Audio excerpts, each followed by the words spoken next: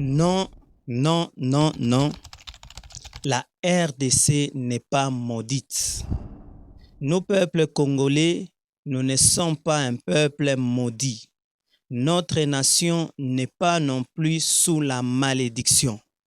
Par contre, nous sommes le peuple le plus béni de la terre. Nous sommes une nation que Dieu a bénie. Nous sommes une nation dans laquelle on trouve tout ce qu'il y a sur la terre pour la survie de l'humanité. Tout ce dont l'humanité a besoin, cela se trouve en RDC. Dans tout notre pays, il y a ce qui peut faire vivre l'humanité. Donc nous sommes bénis. L'Éternel Dieu a béni notre pays. Il nous a bénis en ce qui concerne les ressources naturelles. Il nous a bénis en ce qui concerne les ressources humaines. Il nous a bénis. Nous marchons sous la bénédiction de l'Éternel Dieu. Mais il s'est fait que l'ennemi, le voleur, est venu en premier et il nous a volé ce qui est à nous. Il a volé la spiritualité de notre peuple. Il a volé les bonnes vertus de notre peuple. Au point que là, on voit un Congolais, on ne s'attend à rien de bon. On ne pense pas qu'il y a quelque chose de bon qui peut sortir d'un Congolais. Ce qui a fait que même nous-mêmes Congolais, entre nous, on n'arrive plus à se faire confiance. On n'arrive plus à croire qu'il y a quelque chose de bon qui peut sortir d'un Congolais.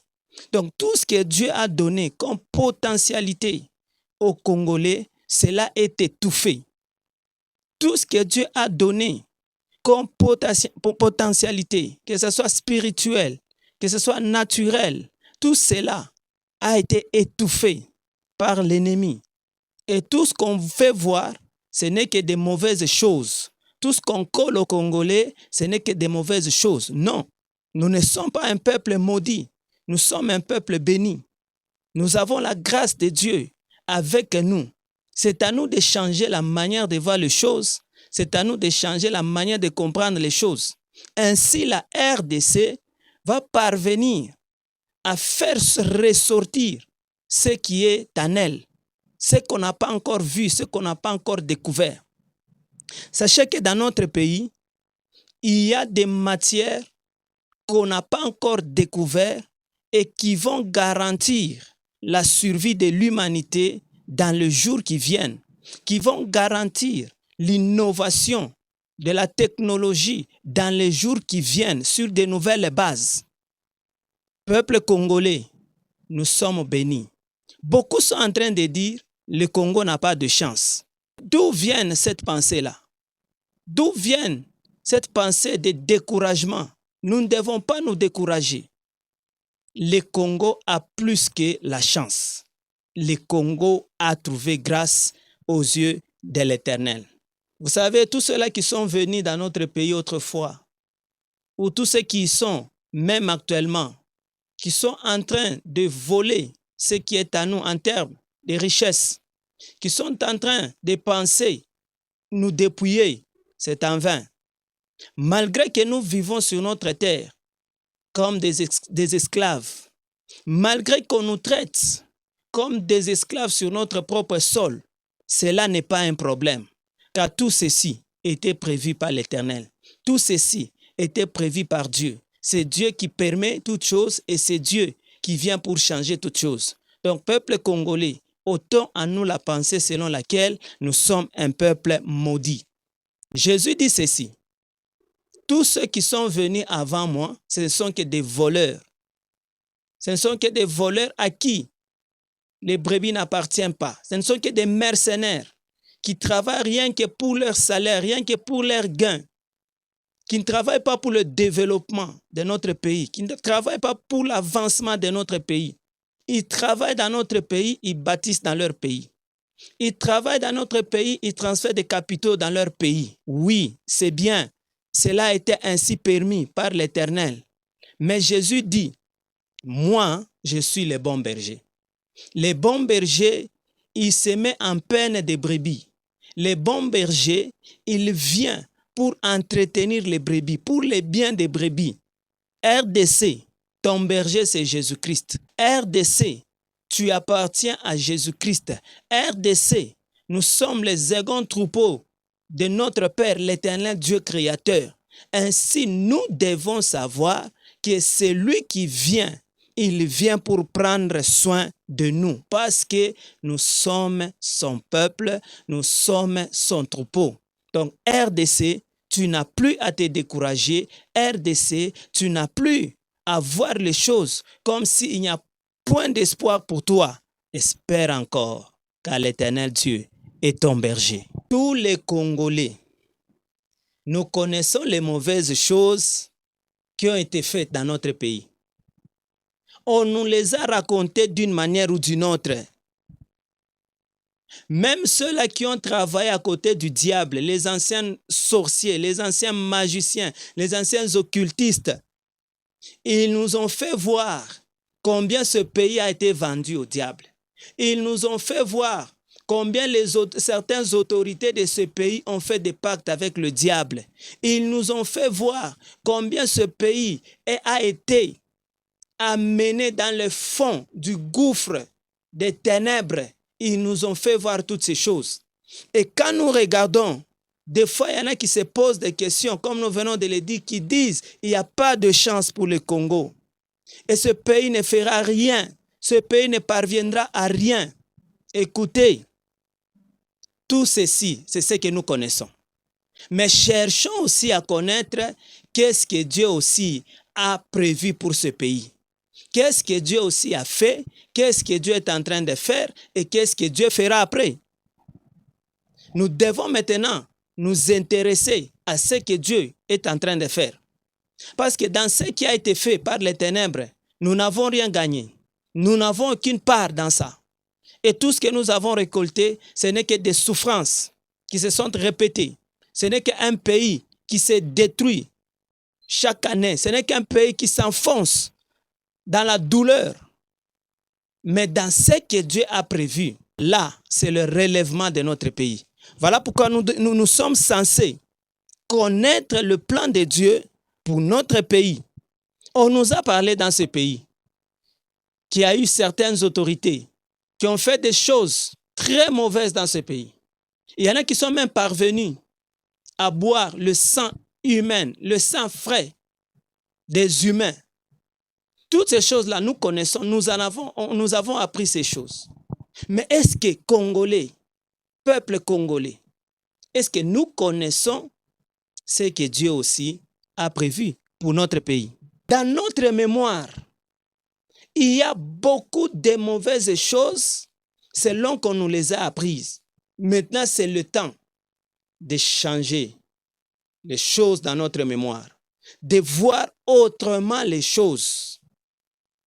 Car avec Dieu, le changement est possible. Quelles que soient les signatures qui ont été faites au sujet de notre pays disant que la RDC ne fera rien, que la RDC ne s'en sortira pas, quel que soit le taux dans lequel nous nous retrouvons aujourd'hui, bien-aimés, peuple congolais, Dieu est puissant pour délivrer notre nation. Dieu est puissant pour briser les chaînes.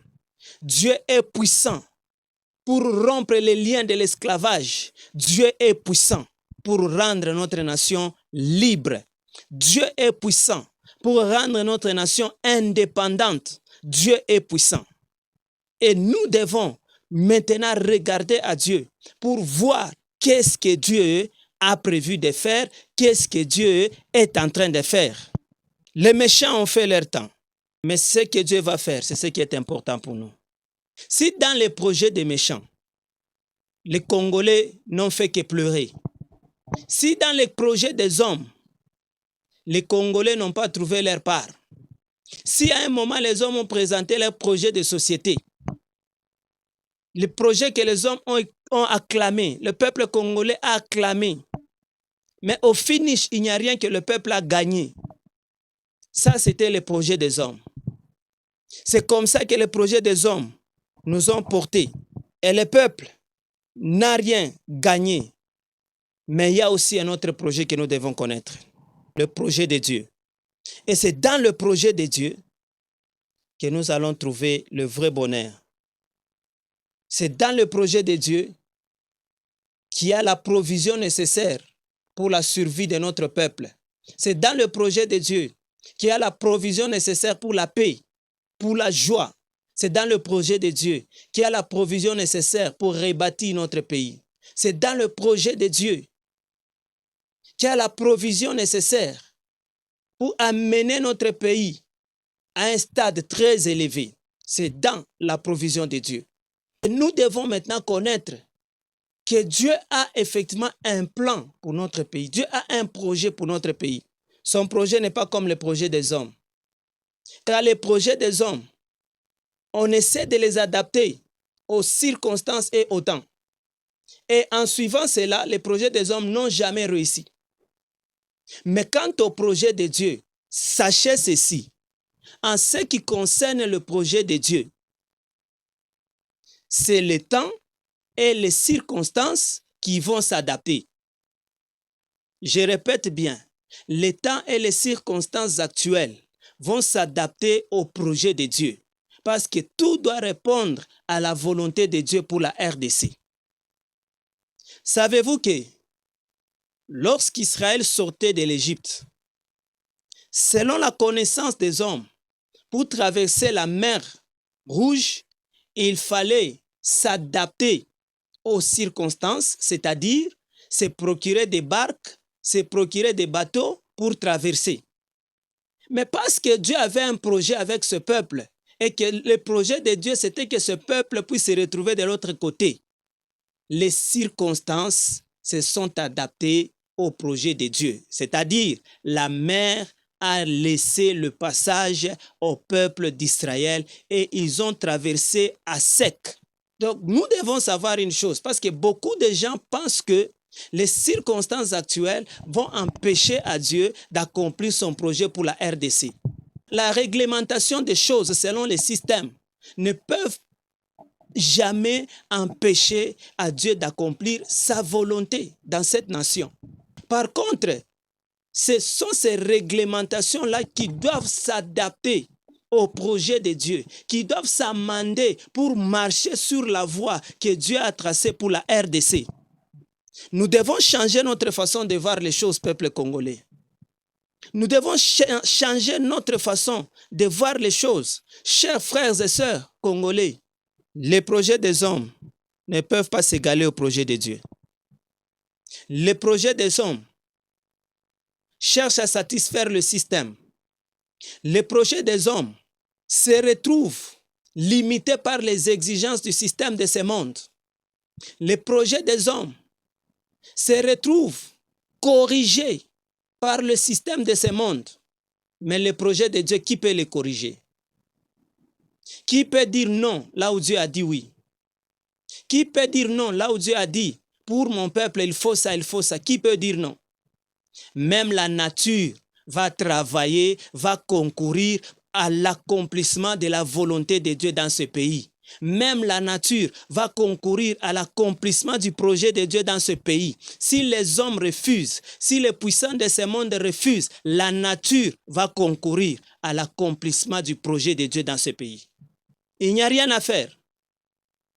Nous ne sommes pas un peuple qui est maudit. Et nous ne sommes même pas les plus faibles des peuples sur la terre. Non. C'est juste question de temps. Et maintenant, le temps et les circonstances vont s'adapter au projet de Dieu pour la RDC.